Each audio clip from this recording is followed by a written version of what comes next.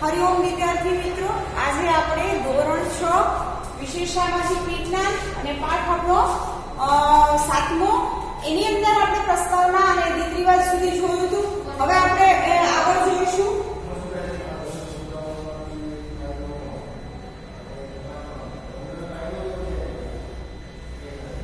ચંદ્રગુપ્ત પહેલો. મગધના સામ્રાજ્યમાં શ્રી ગુપ્ત વંશનો સ્થાપક હતો. તેના પુત્રનું નામ ઘટોત્કચ ગુપ્ત હતું. ઘટોત્કચ ગુપ્તના અનુગામી રાજા તરીકે ચંદ્રગુપ્ત પ્રથમ ઈસવીસન 319 પાટલીપુત્રની ગાદીએ આવ્યો. તેણે શક્તિશાળી લીચ્છી જાતિની કન્યા કુમારદેવી સાથે લગ્ન કર્યા. લીચ્છીઓની સહાયથી તેણે મગધના રાજ્યનો વિસ્તાર કર્યો. તેણે મગધની પાસેના પ્રયાગરાજ એટલે અલ્હાબાદ, સાકેત એટલે અયોધ્યા જીતી મગધનો વિસ્તાર વધાર્યો. તેણે મહારાજને બદલે મહારાજાધિરાજ જેવું ગૌરવપ્રદ બિરુદ ધારણ કર્યું હતું. તેણે પોતાની સત્તા અને પ્રતિષ્ઠાની પ્રતીતિ કરાવવા સોનાના સિક્કા બહાર પડાવ્યા હતા. તેનો રાજ્યાભિષેક થયો ત્યારથી તેણે ગુપ્ત સંવત શરૂ કરાવ્યો. સૌરાષ્ટ્રના વલ્લી રાજ્યના શાસકોએ પણ આ ગુપ્ત સંવતનો સ્વીકાર કર્યો હતો. ગુપ્ત સંવતના આરંભના કારણે હિંદના ઇતિહાસમાં કાળગણના અને કાળક્રમ અનુસાર ઐતિહાસિક બનાવોની ગોઠવણી શક્ય બની. હવે ગુપ્ત વંશની જ્યારે શરૂઆત થઈ, બરાબર, ચંદ્રગુપ્ત મૌર્યથી, એ રાજાએ એમ કહેવાય કે શરૂઆત કરી. પછી દિવસે ને દિવસે એનો જે રાજ્ય વિસ્તાર છે વધતો ગયો, બરાબર. કોના કારણે? તો એની એમ કહેવાય કે બુદ્ધિ, કુશળતા, હોશિયારી, એના કારણે એમ કહેવાય કે જેટલા પણ જ્ઞાની વિદ્વાનો હતા એને બધાને સાથે રાખી અને પ્રજાના કલ્યાણ માટેના જે કામ કરતા હતા એ વસ્તુના કારણે એમ કહેવાય કે ગુપ્ત સંવતના આરંભના કારણે હિંદના ઇતિહાસમાં કાળ ગણના થાય છે એવું આપણે કહી શકીએ છીએ. આગળ આપણે જોઈશું. સમ્રાટ સમુદ્રગુપ્ત. ચંદ્રગુપ્ત પ્રથમ પછી તેનો પ્રતાપી પુત્ર સમુદ્રગુપ્ત ગાદી આવ્યો. સમુદ્રગુપ્તના સમયની માહિતી પ્રયાગરાજના સ્તંભલેખ, પ્રયાગ પ્રશસ્તિ અને તેના સિક્કાઓમાંથી મળે છે. આ પ્રશસ્તિ રાજકવિ ઈરિશેને રચી છે. તેમાં સમ્રાટ સમુદ્રગુપ્તના દિગ્વિજયો અને સાંસ્કૃતિક સિદ્ધિઓ વર્ણવી છે. તેણે ખૂબ જ ઓછા સમયમાં ઉત્તર ભારતના મોટા ભાગના રાજ્યોથી માંડી અફઘાનિસ્તાનના કુષાણ શાસન તંત્ર સુધી તેની વિજય યાત્રા કરી હતી. દક્ષિણમાં લગભગ 12 જેટલા રાજાઓને હરાવ્યા. તેણે આ રાજ્યોને હરાવીને તેમના રાજ્યોને ખાલસા કરવાને બદલે તેઓને ખંડિયા રાજાઓ તરીકે ડહાપણપૂર્વક પુનઃ સ્થાપિત કર્યા. રાજ્યનો વહીવટ ચલાવવા રાજ્યપાલો અને અધિકારીઓની નિમણૂક કરવામાં આવતી. સમુદ્રગુપ્ત મહાન વિજેતા અને સંસ્કારી સમ્રાટ હતો. તેની સાહિત્યિક સિદ્ધિઓ તથા ચારિત્ર્ય પણ નોંધપાત્ર હતા. હવે સમુદ્રગુપ્ત વિશે અહીં આપણે માહિતી આપેલી છે કે ભાઈ સમુદ્રગુપ્ત કઈ પ્રકારના વ્યક્તિ હતા. તો એની અંદર આપણે જોઈએ છીએ કે સાહિત્યની અંદર એમણે સિદ્ધિઓ મેળવી હતી. એક સારો કવિ હતો, સારો સંગીતકાર હતો, બરાબર. એ ઉપરાંત એના ચારિત્ર વિશે પણ એમ કહેવાય કે નોંધ આપણે ઇતિહાસની અંદર મળે છે કે એક સારા ચારિત્ર્યવાળા વ્યક્તિ હતા. આગળ જોઈએ. તેણે અનેક કાવ્યોની રચના કરી કવિરાજનું બિરુદ મેળવ્યું હતું. કમનસીબે તેનું આજે એક પણ કાવ્ય મળતું નથી. એક સિક્કામાં સમુદ્રગુપ્તને વીણા વગાડતો દર્શાવવામાં આવ્યો છે, જે તેનો સંગીત પ્રેમ દર્શાવે છે. તેના શાસનકાળ દરમિયાન અનેક મંદિરો, બૌદ્ધ વિહારો અને જૈન ઉપાશ્રયો બંધાયા હતા. હવે જ્યારે એમ કહેવાય કે સમુદ્રગુપ્ત શાસન કરતો હતો એ સમયે બૌદ્ધ ધર્મ અને જૈન ધર્મનો સૌથી એમ કહેવાય કે વધારે પ્રચાર થયો. એના વિહારો અને ઉપાશ્રયો બંધાવવામાં એણે મદદ કરી હતી. તેણે અશ્વમેધ યજ્ઞ કર્યો હતો. આ સંદર્ભે તેણે સિક્કા પડાવ્યા હતા. તેણે પોતાના દરબારમાં વિદ્વાનોને એકત્રિત કરી ઉચ્ચ પ્રકારનું સાહિત્ય સર્જન કરાવ્યું હતું. જ્ઞાની તેની અને તે જ્ઞાનની સોબત ઈચ્છતા હતા. તેણે હિન્દુ ધર્મને ઉત્તેજન આપ્યું હતું. તેણે સામાજિક રીત રિવાજોને સ્વીકાર્યા હતા. પ્રાચીન ભારતના ઇતિહાસમાં સમુદ્રગુપ્તનું સ્થાન વિશિષ્ટ અને નોંધપાત્ર છે. ગુપ્ત સામ્રાજ્યની મહત્તાનો તે સર્જક હતો. સમ્રાટ ચંદ્રગુપ્ત બીજો વિક્રમાદિત્ય ઈસવીસન 375માં સમુદ્રગુપ્તનું અવસાન થયું. તેના સ્થાને ચંદ્રગુપ્ત બીજો ગાદી ઉપર આવ્યો. તેણે પિતાએ વારસામાં આપેલા વિશાળ સામ્રાજ્યને સફળતાપૂર્વક સાચવ્યું. એટલું જ નહીં પણ કેટલાક વિજયો મેળવીને સામ્રાજ્યનો વિસ્તાર વધાર્યો. ચંદ્રગુપ્ત બીજો ગુપ્ત વંશનો સૌથી પ્રભાવશાળી શાસક હતો. તેના સામ્રાજ્યની સરહદો શક રાજ્યને અડકીને આવી હતી. તેણે ગુજરાત ઉપર હુમલો કરી શક ક્ષત્રપ વંશના રાજ્યનો અંત આણ્યો. આ વિજયની યાદમાં શકાની વિરુદ્ધ ધારણ કર્યું. તે વિક્રમાદિત્ય પણ કહેવાયો. તેણે 300 વર્ષથી પગદંડો જમાવીને બેઠેલા શક ક્ષત્રપોને હાંકી કાઢવા માટે શક્તિશાળી રાજ્યો સાથે લગ્ન સંબંધો બાંધી તેમની મદદથી પોતાનું સૈન્ય બળ વધાર્યું.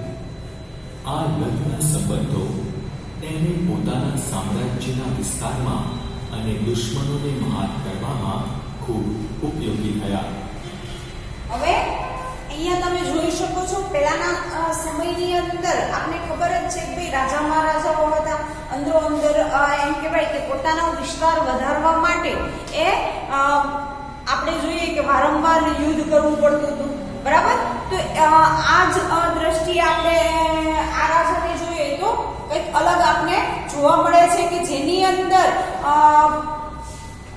પોતે એમ કહેવાય કે જે શક્તિશાળી રાજ્ય હતું એની સાથે લગ્ન એમના દીકરીની સાથે લગ્ન કરી સારા સંબંધ વિકસાવી અને એની સાથે લઈ અને પોતાનો રાજ્ય વિસ્તાર છે એ વધારે છે અને પોતાના જે દુશ્મનો હતા એને માત આપી શકે છે. તેણે જીતેલો નવો પ્રદેશ ઘણો જ અગત્યનો હતો. ગુજરાત અને સૌરાષ્ટ્રના સમૃદ્ધ પ્રદેશો ભૃગુ કચ્છ ભરૂચ અને સ્તંભતીર્થ ખંભાતના દીકતા બંદરો ગુપ્ત સામ્રાજ્યને મળ્યા. અહીંયા તમે જુઓ છો ભારતના નકશાની અંદર આપણું ગુજરાત રાજ્ય છે, સૌરાષ્ટ્ર છે, બરાબર, સ્તંભતીર્થ એટલે કે ભાઈ ખંભાત છે અને ભૃગુ કચ્છ એટલે કે ભાઈ ભરૂચ છે. એ આખો વિસ્તાર અત્યારે હાલમાં પણ ગુજરાતના એમ કહેવાય કે શહેરો છે. સૌરાષ્ટ્ર એક આખો વિસ્તાર છે, બરાબર. ભરૂચ શહેર છે અને ખંભાત પણ એક એમ કહેવાય કે ખંભાતનો અખાત છે એ ત્યાં આપણું સ્તંભતીર્થ આવેલું છે. પરિણામે એમ કહેવાય કે રાજ્યોનો દરિયાઈ વેપાર ખૂબ જ વધ્યો હતો. ખંભાતના અખાતથી આપણે ખબર જ છે કે ગુજરાતને બે અખાત છે, એક ખંભાતનો અખાત અને એક કચ્છનો અખાત, બરાબર. એ દરિયા કિનારા ઉપર જેટલા એમ કહેવાય કે એ સમયે રાજ્યો હતા એ લોકોને વેપાર કરવામાં ખૂબ સરળતા રહેતી હતી, બરાબર. આપણે ખબર જ છે કે પહેલાના સમયની અંદર સમુદ્ર માર્ગનો વધારે ઉપયોગ થતો હતો.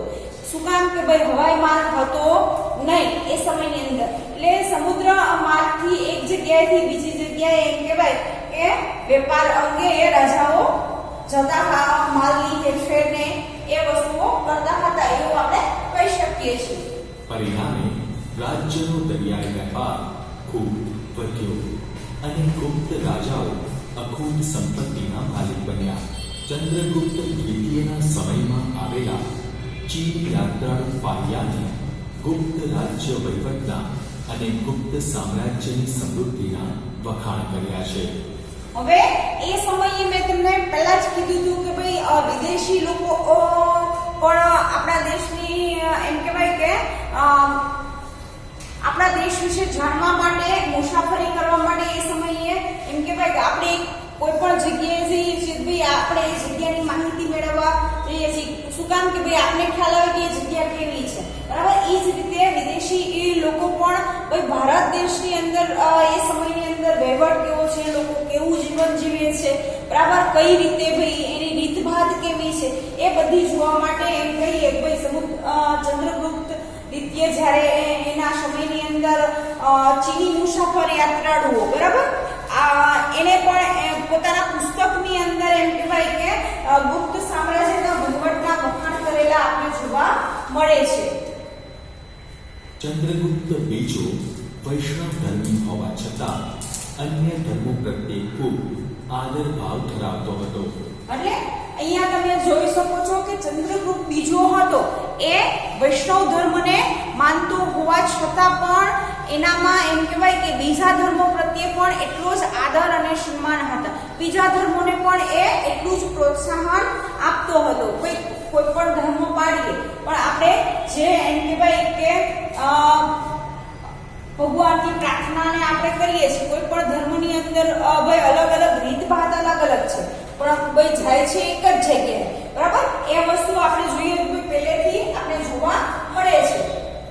તેનો સેનાપતિ આમ્રકારદેવ બૌદ્ધ ધર્મી અને રાજ્યમંત્રી વરસેન શૈવ ધર્મી હતો. રાજધાની પાટલીપુત્રમાં પણ અનેક બૌદ્ધ મઠો આવેલા હતા. તેના શાસનકાળ દરમિયાન મેળવેલ સાંસ્કૃતિક સિદ્ધિઓને કારણે જ ગુપ્તયુગ સુવર્ણયુગ બની શક્યો. તે વિદ્વાનો અને કવિઓનો આશ્રયદાતા હતો. બીજું શું હતું ભાઈ, ગુપ્ત યુગનો જે એમ કહેવાય કે ચંદ્રગુપ્ત બીજો હતો એ કવિઓ અને જે એમ કહેવાય કે એને ખૂબ જ મહત્વ આપતો હતો. એટલે કે આપણે અહીંયા જોઈએ છીએ સંસ્કૃત ભાષાના મહાન કવિ અને નાટ્ય લેખક કાલિદાસને રાજકવિનું બિરુદ મળેલું. એના રાજ દરબારમાં એમ કહેવાય કે વિવિધ કવિઓ અને સાહિત્યકારો છે, સંગીતકારો છે, બધા કલાનો શોખીન હતો એવું આપણે કહી શકીએ છીએ.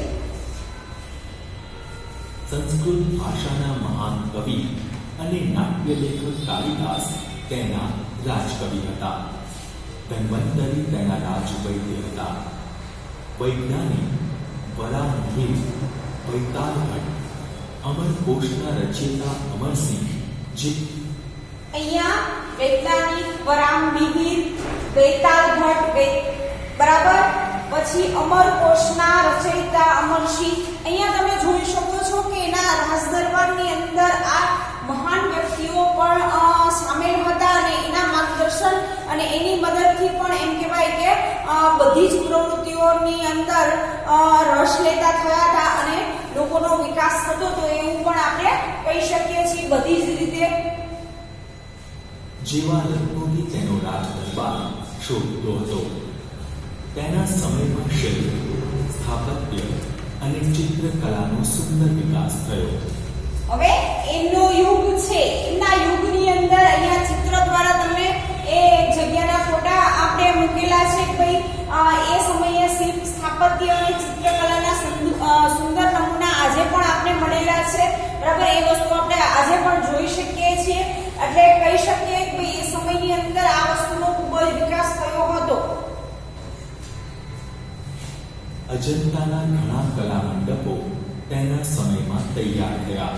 તેણે રાજધાની પાટલીપુત્રમાં અનેક બૌદ્ધ મઠો બનાવ્યા હતા. દિલ્હી પાસેનો મહેરોલી રોઝગામ તેના સમયમાં સ્થપાયો, જેને સદીઓ સુધી તાપ અને વરસાદમાં રહેવા છતાં કાટ લાગ્યો નથી. તેણે પાટલીપુત્ર ઉપરાંત ઉજ્જૈનને બીજી રાજધાની બનાવી. તેણે રાજ્યને જુદા જુદા વહીવટી એકમોમાં વહેંચી સુવ્યવસ્થિત વહીવટ ચલાવ્યો. લગભગ ઈસવીસન 414ના અરસામાં મહાન સમ્રાટ ચંદ્રગુપ્ત વિક્રમાદિત્યનું અવસાન થયું. આ વસ્તુ આપણે ખાસ યાદ રાખવાની છે. કોઈ પણ રાજાનો જન્મ હોય કે એમની મૃત્યુની તારીખ, બરાબર, તો લગભગ ઈસવીસન અંદાજિત લખેલું છે કે 414ની અરસામાં મહાન સમ્રાટ ચંદ્રગુપ્ત, એનું બીજું નામ છે વિક્રમાદિત્યનું અવસાન થયેલું છે. નાના પ્રશ્નની અંદર એક બે વાક્યમાં ખાલી જગ્યામાં આવા પ્રશ્નો હોય તો આપણે એ વસ્તુ પણ ધ્યાનમાં રાખવાની છે.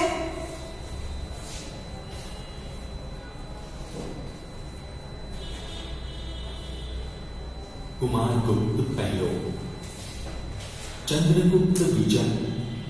ચંદ્રગુપ્ત બીજા વિશે આપણે માહિતી જોઈ. હવે આપણે એની આગળ આપણે ખબર જ છે કે રાજાશાહીની અંદર વંશ પરંપરાગત ગાદીઓ સોંપવામાં આવતી હતી. હવે આપણે ચંદ્રગુપ્ત બીજા પછી બીજા રાજાની માહિતી જોઈએ કે એના સમયમાં કેવું રાજ. તેનો પ્રતાપી પુત્ર કુમારગુપ્ત પહેલો ગાદીએ આવ્યો. તેનો શાસનકાળ શાંતિ અને સમૃદ્ધિનો યુગ હતો. તેણે વિશાળ સામ્રાજ્યને જાળવી રાખ્યું હતું. તેના સમયમાં પુષ્યમિત્ર જાતિના લોકોએ બળવો કર્યો હતો. આ બળવાને તેના પુત્ર સ્કંદગુપ્તે તરત જ સમાવી દીધો હતો. તેના સમયમાં સામ્રાજ્યની ઉત્તર સરહદે હુણોએ હુમલા શરૂ કર્યા હતા.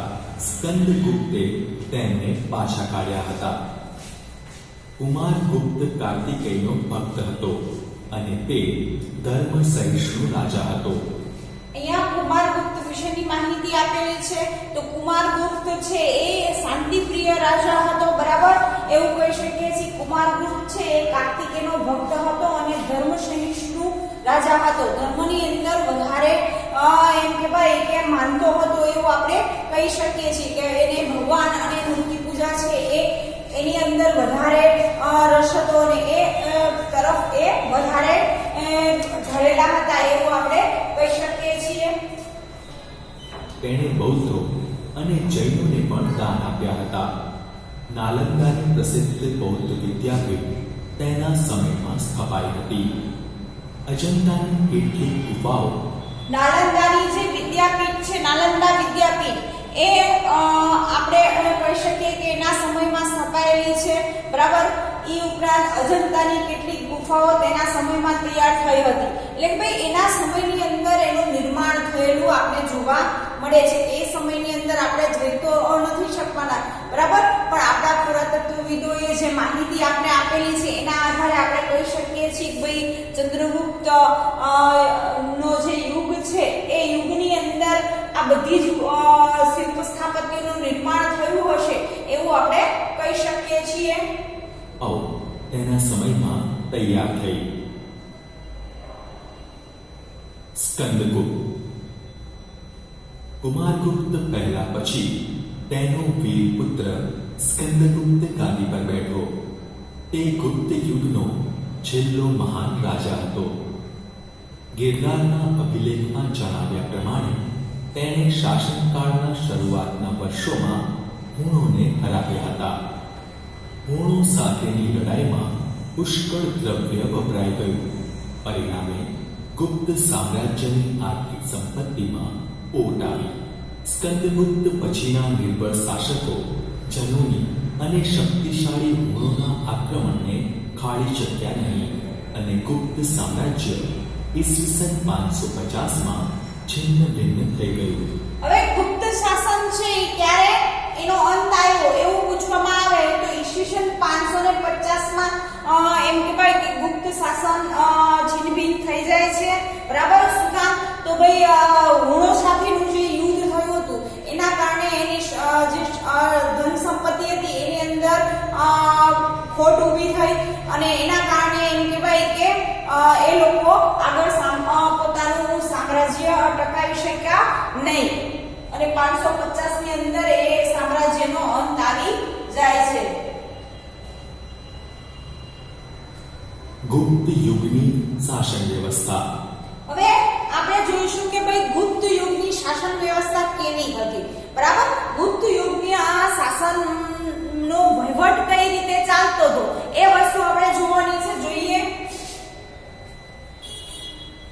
ગુપ્ત યુગના શાસન તંત્ર વિશે આપણને અભિલેખો, સ્મૃતિઓ અને પુરાણોમાંથી માહિતી મળે છે. હવે ગુપ્ત યુગના શાસન વિશે આપણે ક્યાંથી માહિતી મળે છે? તો ભાઈ આપણી પાસે અભિલેખો છે, સ્મૃતિઓ છે અને પુરાણો છે. એ પુસ્તકોની મદદથી આપણે ગુપ્ત શાસન યુગના વિશેની માહિતી આપણે એકત્રિત કરી શક્યા છીએ. તે પ્રમાણે શાસન તંત્ર કેન્દ્રીય, પ્રાંતીય અને સ્થાનિક એમ 3 વિભાગોમાં વહેંચાયેલું હતું. શાસન તંત્ર છે એ કેટલા વિભાગમાં વહેંચાયેલું હતું? તો ભાઈ 3. કેન્દ્રીય હતું, પ્રાંતીય હતું અને સ્થાનિક હતું. આ વસ્તુ યાદ રાખજો ખાસ. કેન્દ્રીય વહીવટી તંત્ર. આપણે આ વિડિયોની અંદર અહીંયા સુધી રાખીશું. 3 સ્તરનું જે કેન્દ્રીય અને પ્રાંતીય અને સ્થાનિક વહીવટી તંત્ર છે એના વિશેની વિગતે આવતા વિડિયોની અંદર માહિતી જોઈશું વિદ્યાર્થી મિત્રો. નમસ્તે.